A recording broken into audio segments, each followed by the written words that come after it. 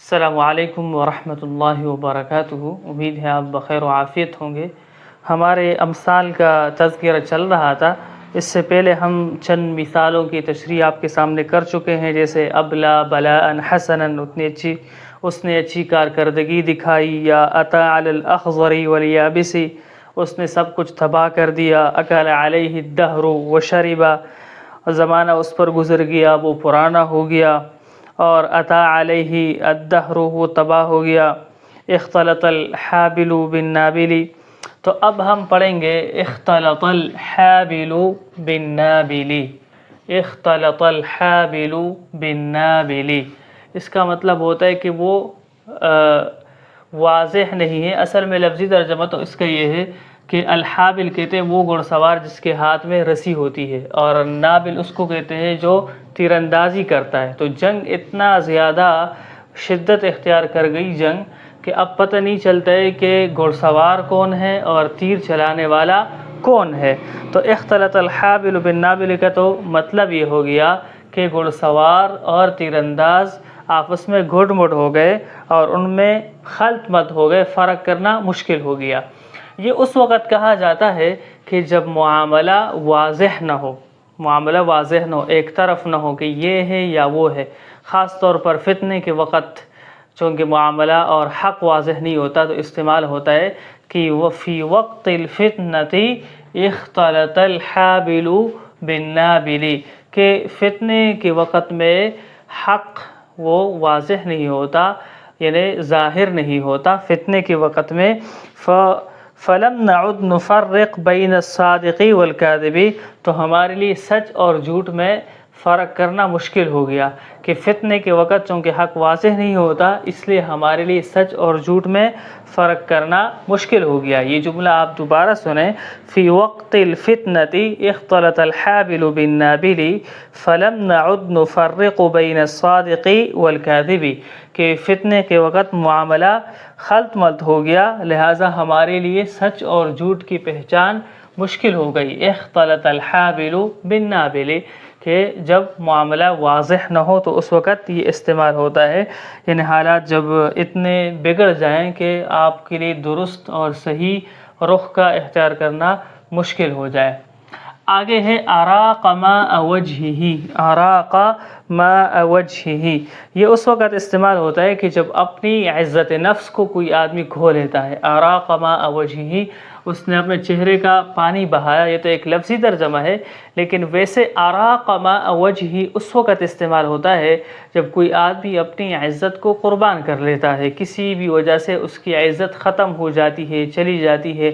مثلا اگر کوئی بھیک مانگتا ہے تو بھیک مانگنے سے بھی وہ اپنی عزت کو خراب کر دیتا ہے، تو ہم کہہ سکتے ہیں کہ طلب الرجل المعونۃ، طلب الرجل المعونۃ بطریقۃ مہینۃ فاراق ماء وجہہ، کہ اس نے ذلت آمیز طریقے سے امداد مانگی اور اپنی عزت اس نے کھو دی۔ اس نے طلب الرجل المعونۃ، آدمی نے مدد طلب کی، بطریقۃ مہینہ، ذلت آمیز انداز سے، فاراق ماء وجہہ، تو اپنی عزت نفس اس نے کھو دی۔ اراق ماء وجہہ، یا اس طرح بھی کہہ سکتے ہیں انا ارقت لک ماء وجہی، میں نے آپ کے لیے اپنی عزت قربان کر دی اور آپ میرے ساتھ اس طرح کر رہے ہیں، یا آپ یہ کہہ رہے ہیں۔ تو اراق ماء وجہہ کا معنی ہو گیا اپنی عزت نفس کھو لینا، اپنی عزت نفس کو قربان کر دینا۔ استأصل شأفتہ، استأصل شأفتہ، کسی چیز کو مکمل طور پر تباہ کرنے کے لیے استعمال ہوتا ہے۔ استأصل شأفتہ، اس کو مکمل طور پر تباہ کر دیا، اس کی جڑیں اکھیڑ دی، ختم کر دیا اس کو۔ مثلا ہم یہ کہہ سکتے ہیں کہ لقد قام الجیش بعملیۃ ناجحۃ، لقد قام الجیش بعملیۃ ناجحۃ واستأصل شأفۃ الارہاب، لقد قام الجیش بعملیۃ ناجحۃ، فوج نے ایک کامیاب آپریشن کیا اور دہشت گردی کو جڑ سے ختم کر دیا۔ لقد قام الجیش بعملیۃ ناجحۃ، فوج نے ایک کامیاب آپریشن کیا، واستأصل شأفۃ الارہاب، اور دہشت گردی کو جڑ سے اکاڑ دیا۔ جڑ سے ختم کر دیا۔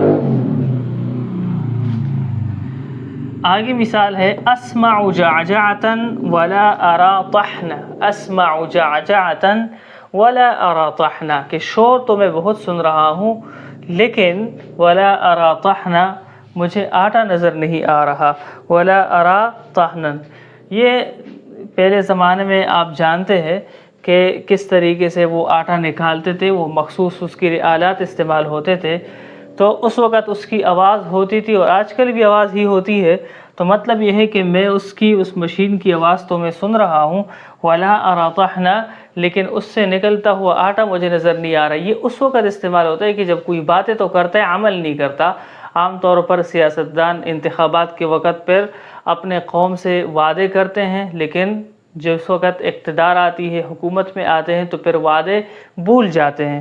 تو اس وجہ سے کہا جاتا ہے یتکلم السیاسی کثیرا، کہ سیاستدان باتیں تو بہت کر رہے، ولیکن اسمع جعجعتا ولا ارى طحنا، شور تو مجھے بہت آ رہا ہے لیکن مجھے آٹا نظر نہیں آ رہا۔ مطلب کیا ہے کہ شور تو بہت ہے لیکن کوئی نتیجہ نظر نہیں آ رہا ہے، باتیں تو بہت سن رہا ہوں، اسمع جعجعتا ولا ارى طحنا، باتیں تو میں بہت سن رہا ہوں لیکن کام مجھے نظر نہیں آ رہا۔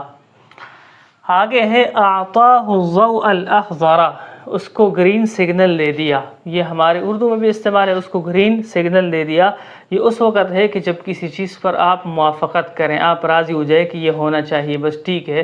جیسے ہم کسی سے اجازت مانگ رہے ہوں اور وہ ہمیں کہہ دے کہ ہاں ٹھیک ہے، تو ہم کہتے ہیں اعطاہ الضوء الاخضر، اس نے موافقت کر لی۔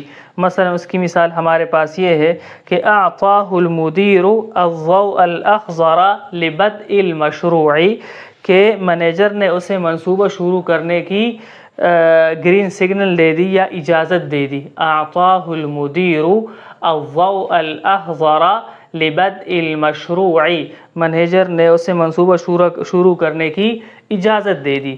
تو اعطاہ الضوء الاخضر، موافقت دینا، اس کو اجازت دینا کسی کو کوئی کام کرنے کی، اور یہ بین الاقوامی سیاست میں بھی یہ لفظ بہت استعمال ہوتا ہے، اعطاہ الضوء الاخضر، اس کو گرین سگنل دے دیا۔ تو اختلط الحابل بالنابل، معاملہ خلط ملط ہو گیا، یعنی حق واضح نہیں ہے، سچ کیا ہے کچھ پتہ نہیں چلتا۔ اراق ماء وجہہ، اس نے اپنی عزت نفس کھو دی، اراق ماء وجہہ، اس نے اپنی عزت نفس کھو دی۔ لقد طلب بطریقۃ مہینۃ، اس نے لقد طلب الرجل بطریقۃ مہینۃ، آدمی نے مدد مانگی، طلب المعونۃ، مدد مانگی، بطریقۃ مہینۃ، ذلت آمیز طریقے سے، فاراق ماء وجہہ، اور اپنی عزت اس نے کھو دی۔ استأصل شأفتہ، اس کو جڑ سے اکھاڑ دیا، استأصل شأفتہ، اس کو جڑ سے اکھاڑ دیا۔ لقد قام الجيش بعملیۃ ناجحۃ واستأصل شأفة الارہاب، کہ فوج نے کامیاب آپریشن کیا اور دہشت گردی کو جڑ سے ختم کر دیا۔ لقد قام الجيش بعملیۃ ناجحۃ، عملیۃ آپریشن، لقد قام الجيش بعملیۃ ناجحۃ، فوج نے ایک کامیاب آپریشن کیا، واستأصل شأفة الارہاب، اور دہشت گردی کو جڑ سے اکاڑ دیا، ختم کر دیا۔ اسمع جعجعتا ولا ارى طحنا، باتیں تو بہت سن رہا ہوں، عمل نظر نہیں آ رہا، شور تو بہت سن رہا ہوں، کوئی نتیجہ نظر نہیں آ رہا۔ یتکلم السیاسی کثیرا ولکن اسمع جعجعتا ولا ارى طحنا، سیاستدان تو بہت باتیں کر رہے ہیں لیکن میں صرف شور سن رہا ہوں، نتیجہ مجھے کچھ نظر نہیں آ رہا۔ اعطاہ الضوء الاخضر، اس کو اجازت دے دی۔ اعطى المدیر الضوء الاخضر ببدء المشروع، کہ اس کو مینیجر نے منصوبہ شروع کرنے کی اجازت دے دی، موافقت کر لی اس کی شروع کرنے پر۔ تو یہ چند امثال ہیں، ان کو آپ اپنے کاپی میں بھی لکھیں اور یاد بھی کریں، اور ہر ایک مثال کو آپ 3 جملوں میں استعمال کریں۔ اس سے آپ کی تحریر کی جو صلاحیت ہے یہ بھی اچھی ہوتی جائے گی اور امثال بھی آپ کو یاد ہوتے جائیں گے۔ السلام علیکم ورحمۃ اللہ وبرکاتہ۔